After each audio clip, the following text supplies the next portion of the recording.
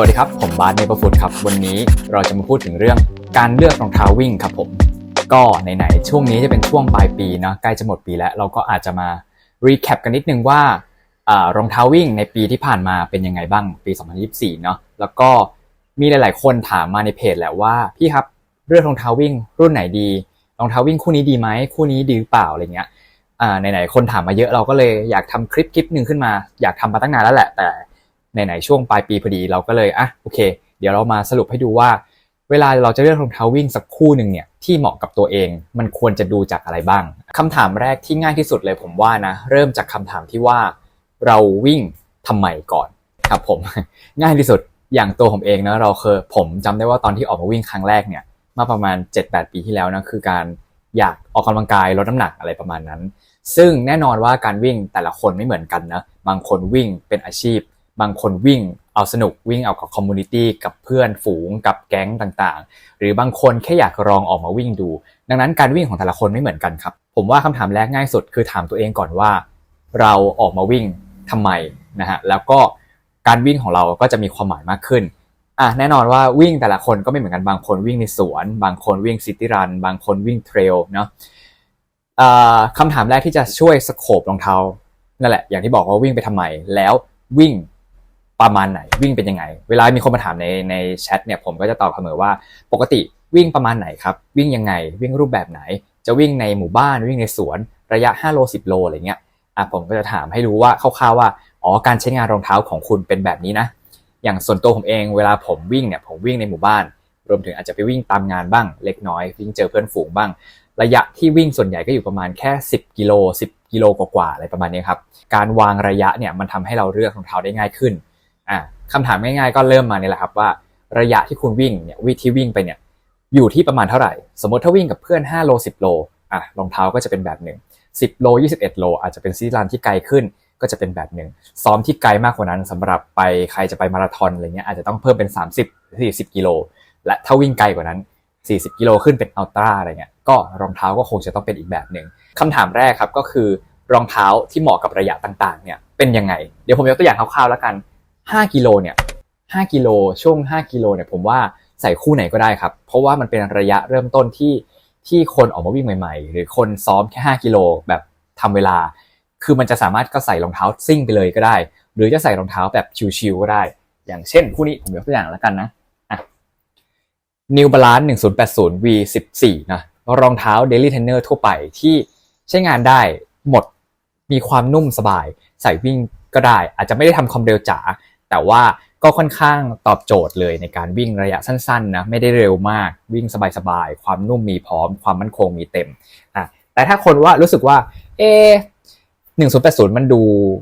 ซอฟไปมันดูนุ่มมากไปอยากได้รองเท้าที่มันซิ่งขึ้นผมแนะนำเป็นแบบพวกนี้จะตอบโจทย์ขึ้น Maxxis Hoka Maxxis ก็จะเป็นรุ่นหนึ่งที่ผมว่าค่อนข้างโอเคเลยนะเป็นรองเท้าที่น้ำหนักเบาแล้วก็มีความคล่องตัวสูงใช้งานได้หลากหลายเหมาะกับวิ่งระยะสั้นหรือระยะไกลก็พอได้หรือจะเป็นแบบ Rebel V4 เนาะที่หลายคนอาจจะเคยเห็นเราพูดถึง Rebel ไปแล้วแหละ Rebel เป็นรองเท้าง่ายๆเหมือนกันเหมือนคล้ายๆ Maxxis เลย2คู่นี้คล้ายๆกันก็คือเป็นรองเท้าไม่มีแผ่นนะเป็นรองเท้า Daily Trainer ที่ค่อนข้างมีจุดเด่นก็คือน้ำหนักเบาแล้วก็คล่องตัวดังนั้นถ้าเลือกเนี่ยมันก็จะค่อนข้างพริ้วกว่ารุ่นเมื่อกี้นะ1080หรืออีกประเภทหนึ่งอย่างเช่นคนที่รู้สึกว่าต้องการการซัพพอร์ตเพิ่งเริ่มวิ่งใหม่ๆเลยไม่กล้าเสี่ยงกับรองเท้าที่มันซิ่งมากพริ้วมากอยากได้ความซัพพอร์ตเฟิร์มๆแน่นๆนุ่มๆมั่นคงก็แบบเป็นพวกสายซัพพอร์ตไปเลยอย่างเช่นตัวนี้นะ Triumph 22ของ Saucony ก็เป็นรองเท้าfeeling เป็นซัพพอร์ตเต็มตัวคล้ายๆกับพวก Kayano Nimbus นั่นแหละอันนี้ก็จะเป็นอีกประเภทหนึ่งที่เน้นความนุ่มความ stable ความมั่นคงไปเลย5โลเนี่ยผมว่าจริงๆใส่รุ่นไหนก็ได้แหละไม่จำเป็นจะต้องเป็นรองเท้าซ้อมก็ได้รองเท้าแข่งก็ได้5โลเผลอๆวิ่ง5โลจบไวกว่าด้วยซ้ำนะครับถัดมาครับ10กิโลเนี่ยเป็นระยะที่ผมเรียกว่าผมซ้อมประจำละกันซ้อมเกือบอาทิตย์ละ 2-3 ครั้ง 3-4 ครั้งอะไรเงี้ยก็จะอยู่กับระยะนี้เป็นหลักและการเลือกรองเท้าในระยะเนี้ยก็จะค่อนข้างแตกต่างจาก5กิโลเมื่อกี้นิดหน่อยตรงที่ว่าโอเค5โลมันแป๊บๆเนี่ยมันวิ่งประมาณครึ่งชั่วโมง40นาทีหรือชั่วโมงนึงเต็มที่ก็จบแล้วแต่สำหรับ10โลเนี่ยขั้นต่ำมันก็ประมาณชั่วโมงนึงขึ้นไปห รือชั่วโมงครึ่งอะไรอย่างเงี้ยครับแล้วแต่ความเร็วของที่ใช้เนาะซึ่งการที่อยู่รองเท้านานๆเนี่ยบางทีรองเท้าที่ซัพพอร์ตจ๋าแบบอันเนี้ยนุ่มไปซัพพอร์ตไปมันอาจทำให้ตัวรองเท้าเนี่ยมันจากที่มันนุ่มกลายเป็นว่าเรากดมันจนมันยุบเนี่ยกดมันจนมันยุบแล้วมันก็ไม่นุ่มอีกแล้วในช่วงโลท้ายๆนะใครที่ถ้าเห็นผมรีวิวเนี่ยผมจะพูดเสมอว่าเวลาไปวิ่งไปแบบโล8โล9มันเริ่มตื้อแล้วดังนั้นเนี่ยการวิ่งในระยะ10โลของผมเนี่ยผมก็จะเลือกรองเท้าที่มันค่อนข้างตอบสนองดีกดไปมันมี response มีการตอบสนองมีความคล่องตัวมีคาแรคเตอร์หน่อยๆทำให้วิ่ง10โลแล้วมันสนุกขึ้นก็ยกตัวอย่างเช่นคู่นี้ครับนี่ Endorphin Speed 4คู่นี้ก็เพิ่งรีวิวมาแล้วก็เพิ่งใส่ช่วงหลังเอามาใส่บ่อยมากขึ้นเพราะเราไปวิ่งกับ Saucony นะใครเห็นก็น่าจะเห็นละสีน้ำเงินขนาดเนี้ยชัดอยู่แล้วซึ่ง Speed 4เนี่ยผมก็เลิฟมาตั้งแต่รุ่นแรกแล้วแหละจนมาSpeed 4เนี่ยถือว่าเป็นรองเท้าที่มีความคล่องตัวสูงมากแล้วก็ทำความเร็วได้เหมาะกับการทำความเร็วโดยเฉพาะ Speed 4เนี่ยมันทำให้การวิ่ง10โลของเรามันสนุกมากขึ้นตรงที่ว่ามันไม่ช้าจนเกินไปมันไม่อืดจนเกินไป10โลเราต้องการอะไรที่มันขยับเขยื้อนสนุกหน่อยมีแบบว่ามีจังหวะของมันไม่ใช่ช้าสโลว์อะไรเงี้ยบางทีแบบบางคนโอเค10โลอาจจะวิ่งชิวๆได้แต่หมายถึงว่าในมุมมองของผม10โลของผมมันจะเร็วจะช้ามันต้องทันใจนะมันตอบสนองต้องดีถ้าไม่ใช่คู่นี้ก็อารมณ์แบบนี้ก็ได้ Zoom Fly 6 Zoom Fly 6มันเป็นรองเท้าที่มีคาร์บอนเนาะจะแตกต่างจาก Speed 4เมื่อกี้ที่เป็นแผ่นไนลอนซึ่ง Zoom Fly 6เนี่ยผมว่าก็คาแรคเตอร์คล้ายๆกับ Speed 4นั่นแหละแต่แค่ว่ามันจะมีจังหวะบางจังหวะที่เร่งได้ไวกว่าแต่บางจังหวะก็จะไม่สมูทเท่ากับตัว Speed 4แต่ว่าถ้าคนที่10โลแต่ไม่ต้องการความเร็วผมก็มีตัวเลือกให้อย่างเช่นอันนี้นะ Pegasus 41รุ่นนี้เป็นรุ่น Easy On ด้วยคู่นี้ก็พูดถึงบ่อยมากๆเพราะว่ามันเป็นรองเท้า Daily Trainer ที่จริงๆก็วิ่งได้ตั้งแต่5กิโลแหละ10กิโลก็สบายเพราะว่ามันเป็น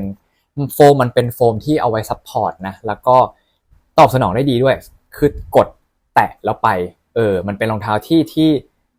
ที่แบบว่าผมประทับใจมากๆในปีนี้นะถือว่าเป็นรองเท้าที่คาดไม่ถึงดีกว่าว่ามันจะดีได้ขนาดนั้นนะแล้วพอไปใช้จริงๆแล้วมันเวิร์กมากๆไม่ว่าจะทำความเร็วในระยะสั้นระยะกลางอะไรเงี้ยผมว่าเวิร์กโอเคเลยเผลอๆจะใส่ยาวไปจนถึง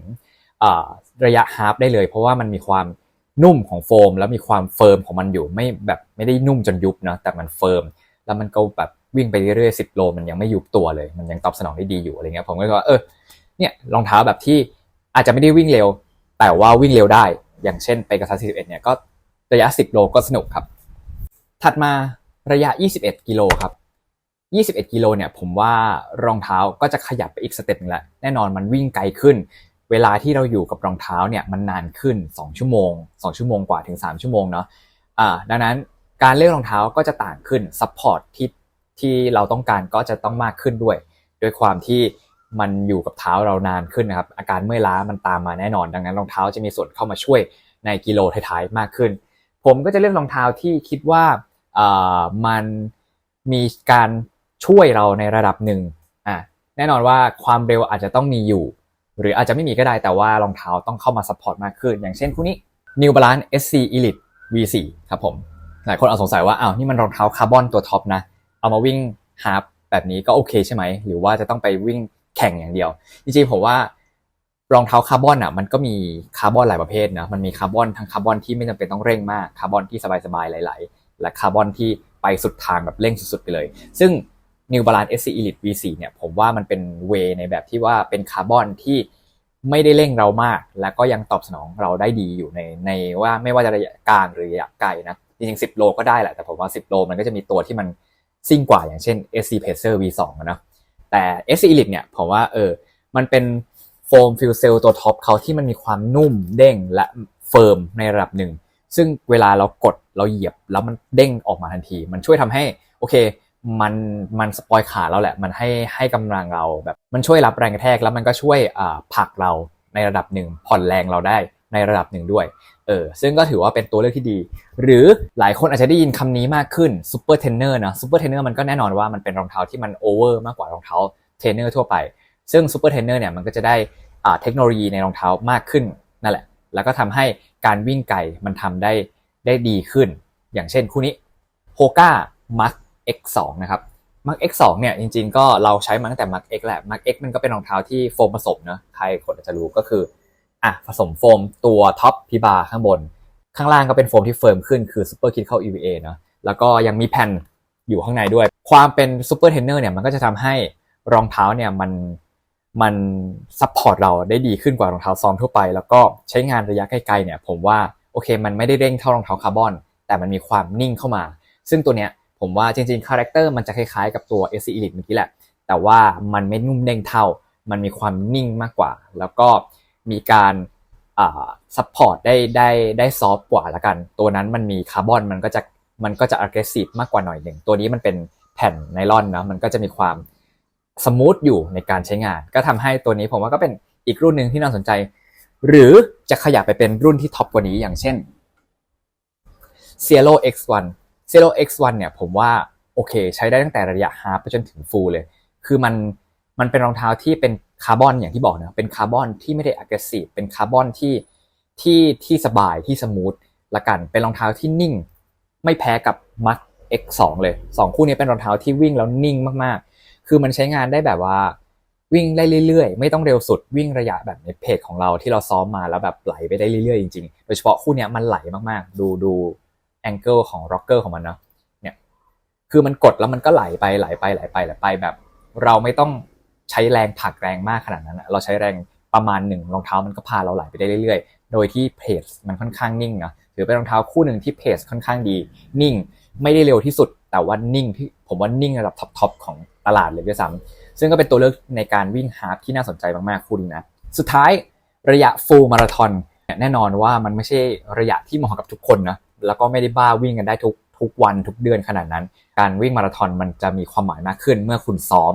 ระยะการเก็บระยะของมันไปเรื่อยๆจนกว่าจะถึงวันแข่งเนี่ยมันมีความหมายตั้งแต่เริ่มต้นจนถึงซ้อมแล้วก็วันแข่งออกไปเลยดังนั้นการเลือกรองเท้าในมุมของผมการเลือกรองเท้าไปมาราธอนเนี่ยมันคือการที่ฟูลฟิลเราสุดท้ายแล้วเราใส่ซ้อมมาทั้งเดือนหลายเดือนติดกันวันแข่งเราคือวันที่มันเอาไปปลดปล่อยดังนั้นผมจะเลือกรองเท้าที่ฟูลฟิลเราที่สุดในช่วงเวลานั้นๆละกันซึ่งช่วงเวลาเนี้ยมันก็มีรองเท้าฟูลฟิลอยู่ประมาณ3คู่ที่รู้สึกว่าเฮ้ยนี่แหละรองเท้าที่เราจะหยิบไปใส่มาราธอนแน่นอนคู่หนึ่งก็แน่นอนว่าน่าจะเป็นคู่นี้ครับที่เราพูดถึงบ่อยๆก็คือ ASICS Metaspeed Paris นะคู่นี้เป็นรุ่น Sky Sky กับ ASICS ก็หลายคนก็น่าจะรู้แล้วแหละว่ามันเป็นเรื่องท่าวิ่งนะ Sky ท่ายาวก้าวยาวสไตล์ ASICS ก็เป็น Credence ที่แบบว่าระยะเป็นรอบขาที่นิ่งกว่าหลายคนก็จะไปชอบ ASICS Paris มากกว่าแต่ว่าผมได้ลอง Sky ผมก็ชอบ Sky แต่ว่าที่ชอบจริงๆมันคือเรื่องน้ำหนักนะตัว Metaspeed เนี่ยมันค่อนข้างเบาแล้วก็อยากจะเอาไปสัมผัสระยะมาราธอนอยู่เหมือนกันแต่ตอนนี้ยังไม่มีงานลงนะแต่ถ้ามาราธอนลงก็คิดว่าอยากจะเอาคู่นี้ไปลองดูว่าไอ้ความเบาของมันความซิ่งของมันเนี่ยถึงแม้ว่ายังมีความดิบอยู่หน่อยๆนะมันสามารถเอามาราธอนอยู่ไหมในเวของเราในมุมของเราการวิ่งของเราเนาะการวิ่งมาราธอนเป็นอะไรที่เราไม่ได้แคร์รองเท้ามากแต่เรารู้สึกว่าเราแค่อยากรู้ว่ามันไหวไหมแค่นั้นเองจะจบหรือไม่จบไม่เป็นไรแต่เรารู้สึกว่าเรากว่าจะไปถึงมาราธอนเนี่ยมันจบมันสักเซสในความรู้สึกของเราแล้วดังนั้นเลือกรองเท้าในวันแข่งเนี่ยคุณเลือกไปเลยเลือกคู่ที่คุณชอบแล้วการวิ่งของคุณมันจะตอบโจทย์มากเพราะแบบว่าคุณเลือกแล้วว่าเนี่ยแหละคู่ที่ใช่เนี่ยเป็นคู่หนึ่งที่เรารู้สึกว่าอยากลองมากๆกับ Metaspeed Sky ในระยะมาราธอนนะอีกรุ่นหนึ่ง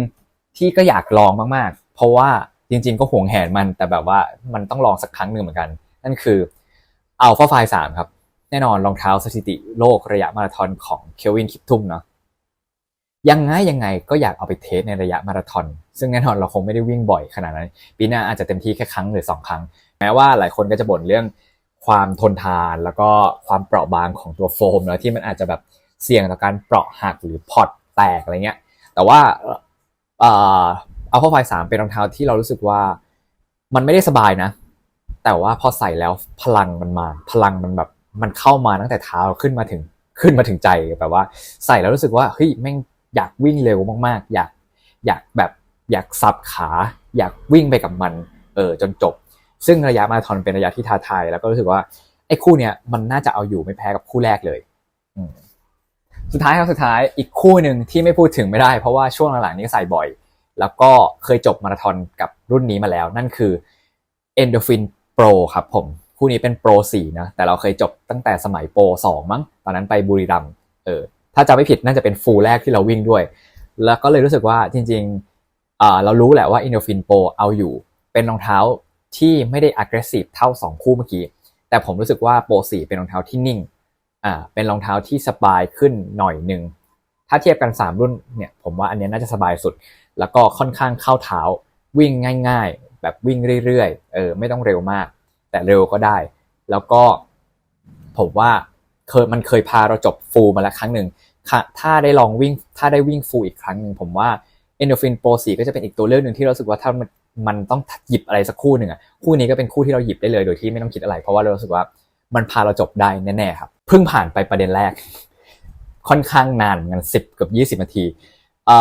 จริงๆคลิปนี้ตั้งใจว่าจะรวบให้มันครบทุกประเด็นนะแต่ผมว่าน่าจะยาวเป็นชั่วโมงแน่เลยดังนั้นก็เดี๋ยวจะพยายามรวบรัดแต่ถ้ามันไม่ไหวจริงๆผมอาจจะต้องขั้นเป็นพาร์ท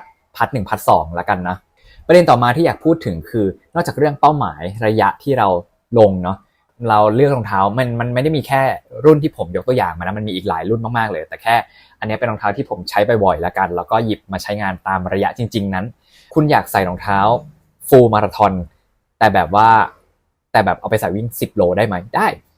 หรือคุณอาจจะไม่จำเป็นต้องรีบคุณใส่10โลเดี๋ยวสุดท้ายไอ้รองเท้าคู่นั้นมันจะมาเองเพราะมันไม่หยุดแค่คู่เดียวแน่นอนผมบอกไว้เลยนะแต่ประเด็นต่อไปที่อยากให้พิจารณากันในการเลือกรองเท้าคือคุณต้องรู้ว่าคุณวิ่งแบบไหนครับคือไม่ใช่แค่รองเท้าที่เหมาะกับระยะนั้นๆแล้วนะทีนี้มันเป็นเรื่องของการวิ่งแหละเพราะว่าแน่นอนว่าสมมติว่าผมวิ่ง 10K ทุกวันอย่างเงี้ย 10K มันมีรองเท้าค่อนข้างเยอะมากที่สามารถใส่ได้แต่ว่าการวิ่งของเรามันเหมาะกับรองเท้ารุ่นไหนมากกว่าครับเนี่ยเป็นคำถามที่สำคัญซึ่งอย่างที่บอกนะผมวิ่ง 10K เนี่ยผมเลือกรองเท้าที่ตอบสนองค่อนข้างดีแน่นอนมันอาจจะมีความนุ่มบ้างมีความเฟิร์มบ้างมีความไหลบ้างมีความเด้งบ้างแต่ว่าขอเป็นรองเท้าที่ตอบสนองได้ดีแตะแล้วมาคือส่งออกแรงไปแล้วมันตอบสนองกลับมาให้ทันใจอย่างเงี้ยผมชอบรองเท้าประเภทนั้นเนี่ยรองเท้าตอบสนองดีๆที่ผมหมายถึงมันคือประมาณนี้คือพวกแบบมาร์คซิกนะแบบรองเท้าที่แบบไม่มีแผ่นแต่ว่าแตะแล้วไปอย่างเงี้ยโอเคหรือจะเป็นรองเท้าคลาสสิกที่ทุกคนต้องมีตอนนี้ก็คือ Apex Beat Swift นะเพราะว่าเป็นรองเท้าที่ไม่ต้องคิดอะไรมากเป็นรองเท้าคาร์บอนจริงแต่ว่าการใช้งานมันหลากหลายมากๆและก็คุ้มค่ามากๆในการที่จะซื้อมาติดบ้านสักคู่หนึ่งคือคิดอะไรไม่ออกก็หยิบคู่นี้ไปก็ได้เพราะว่ามันมีครบทุกอย่างที่ควรจะมีในรองเท้าที่แบบตอบสนองดีๆคู่หนึ่งและมีความนุ่มด้วยนะหรือจะเป็น Endorphin Pro 4ผมว่า Endorphin Pro 4ก็เป็นอีกรุ่นหนึ่งที่ตอบสนองดีไม่ได้นุ่มขนาดนั้นแต่ว่าความเฟิร์มแล้วก็แผ่นคาร์บอนที่มันมีเนี่ยมันช่วยทำให้รองเท้ามันติดเท้าแล้วก็วิ่งเข้าเท้ามากๆโดยเฉพาะเท้าการวิ่งของผมเนาะทีเนี้ยการวิ่งของแต่ละคนมันไม่เหมือนกันการที่จะหาคำตอบข้อนี้ได้ก็คือเราต้องออกไปวิ่งครับต้องไปวิ่งให้มันรู้ว่าเราชอบรองเท้าประมาณนี้แหละคือมันไม่แน่นอนว่ามันอาจจะไม่ได้ถูกใจเราตั้งแต่คู่แรกนะผมก็ผิดพลาดมาเยอะในสมัยก่อนเราเคยใช้ไปกระซัด35 36อะไรงั้นโอเคมันก็ตอบสนองได้ระดับหนึ่งเปลี่ยนมาใช้Adios 3มันก็ตอบสนองเราได้อีกแบบหนึ่งแล้วเราก็รู้สึกว่าในช่วงเวลานั้นเราชอบรองเท้า Racing Flat มากๆเลยชอบแบบรองเท้าเบาๆแห้งๆดิบๆจนกระทั่งวันนี้มันก็เปลี่ยนไปอีกเลเวลหนึ่งแหละเราไม่ได้ชอบรองเท้าแบบนั้นแบบแห้งนั้นแล้วเราวิ่งไม่ไหวแล้วทีนี้ก็อยู่ที่แต่ละคนแล้วครับว่าแต่ละคนคาดหวังอะไรจากรองเท้าบ้างคุณอยากได้ความดิบคุณก็ไปเลือกรองเท้าพื้นบางๆหน่อยแข็งๆนิดนึงตอบสนองได้ดีอย่างพวก Magic Speed หรืออะไรแบบนี้อาจจะช่วยให้การวิ่งคุณสนุกขึ้นหรือคุณชอบรองเท้าซัพพอร์ตดีๆพื้นแน่นๆคุณก็มาเลือกแบบพวก Triumph แบบเมื่อกี้ก็ได้หรือ Hurricane ที่เป็นแบบเท้าลมเนาะหรือจะเป็นพวก Kayano Nimbus ที่มันค่อนข้างมั่นคงซัพพอร์ตได้เต็ม 100% อะไรเงี้ยมันก็จะตอบโจทย์การวิ่งของคุณหรือถ้าคุณชอบแบบคุณชอบแบบรองเท้าไหลๆคุณก็หารองเท้าที่มันค่อนข้างร็อกเกอร์หน่อยอย่างเช่นพวก Hoka Zero X1 อะไรเงี้ยหรือ Mark X2 อะไรเงี้ยมันก็จะมีความไหลของมันอยู่หรือจะพวก Mizuno Rebellion เนี่ย Rebellion Pro 2เนี่ยผมว่ามันมีความไหลมีความนิ่งของมันอยู่ก็เลือกให้มันเหมาะกับ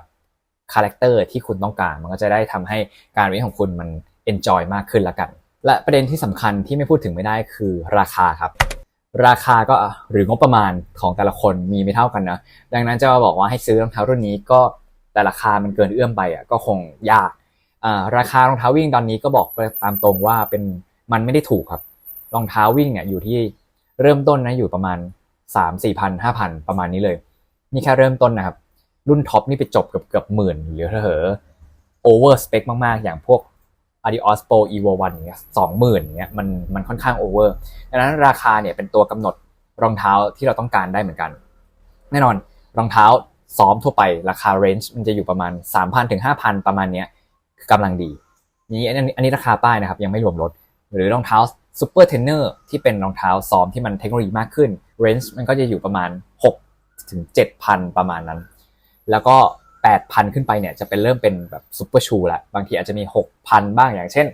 Apex Beat Swift อย่างเงี้ยอาจจะหลุดแผงมาหน่อยตรงที่ว่ามันเป็นซูเปอร์ชูของแบรนด์ Apex Beat นะแต่ว่า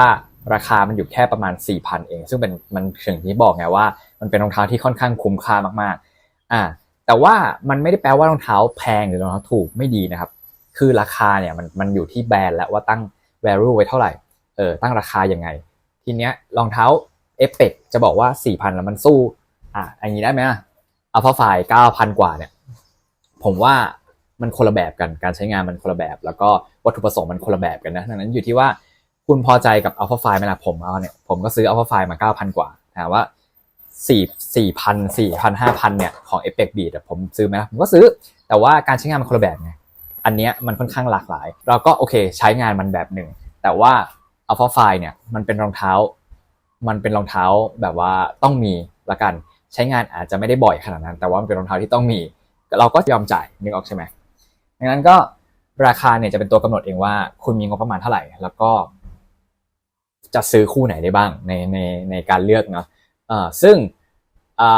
แน่นอนราคาป้ายมันก็ส่วนหนึ่งแต่ว่าทุกวันนี้มันมีช่องทางไม่ว่าจะเป็นแพลตฟอร์มออนไลน์นะแบบอย่างเช่น Shopee หรือ Lazada หรืออะไรก็ตามที่มันทำให้มันมีโปรโมชั่นทุกๆเดือนทุกๆวันทุกๆวีคด้วยซ้ำมันก็ยิ่งทำให้การซื้อการอะไรเงี้ยมันง่ายขึ้นหรือบางคนก็อาจจะมีมือสองคนที่ซื้อมาแล้วรู้สึกว่าไม่ชอบก็ไปปล่อยในช่องในกลุ่มหรืออะไรก็ตามคุณอาจจะไปดูจากตรงนั้นก็ได้แล้วก็เลือกเอาคู่ที่ยังสภาพดีๆอยู่ที่เขาอาจจะซื้อมาผิดไซส์หรือซื้อมาผิดวัตถุประสงค์อะไรเงี้ยไม่ก็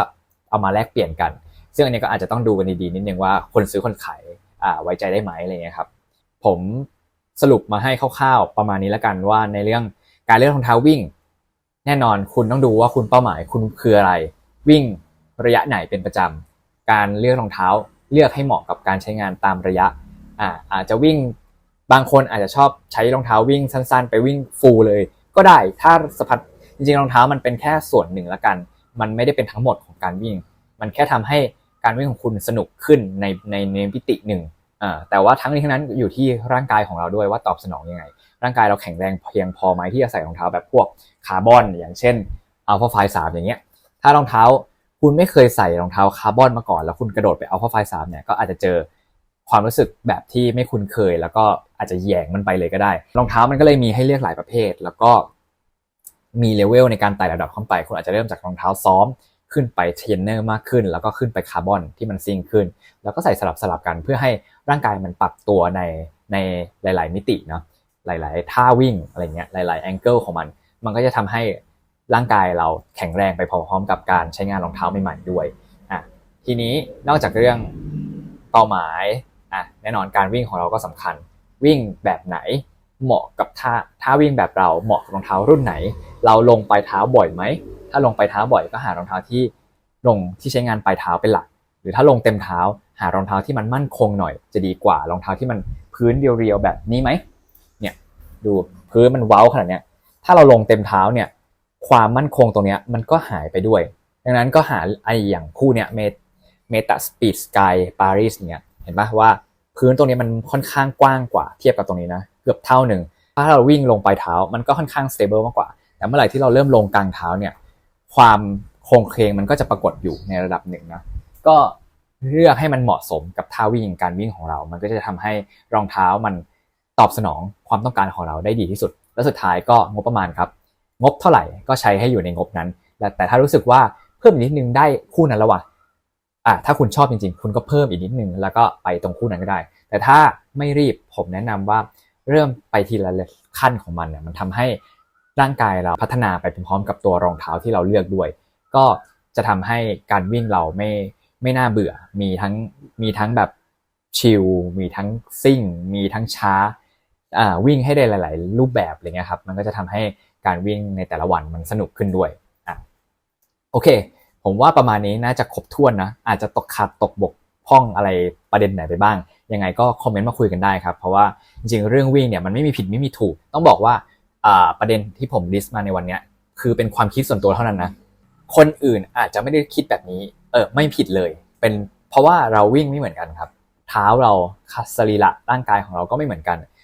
การออกท่าทางการวิ่งก็แตกต่างกันดังนั้นผลที่ตอบสนองจากรองเท้ามันอาจจะต่างกันก็ได้แต่ว่าอันนี้ในมุมของเราซ้อมมาแบบนี้เราวิ่งแบบนี้แล้วเราก็ใช้งานมันแบบนี้ก็เลยมาแนะนำแบ่งปันละกันว่าเวลาเลือกรองเท้าก็เลือกให้เหมาะกับตัวเองการวิ่งของตัวเองแล้วมันก็จะทำให้การวิ่งสนุกขึ้นด้วย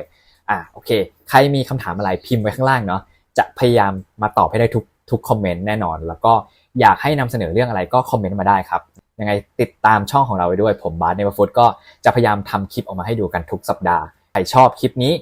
อยากเอาไปแชร์ให้เพื่อนดูเรื่องการเลือกรองเท้าวิ่งอะไรเงี้ยก็ฝากกดไลค์กด Subscribe กันด้วยเดี๋ยวเราจะพยายาม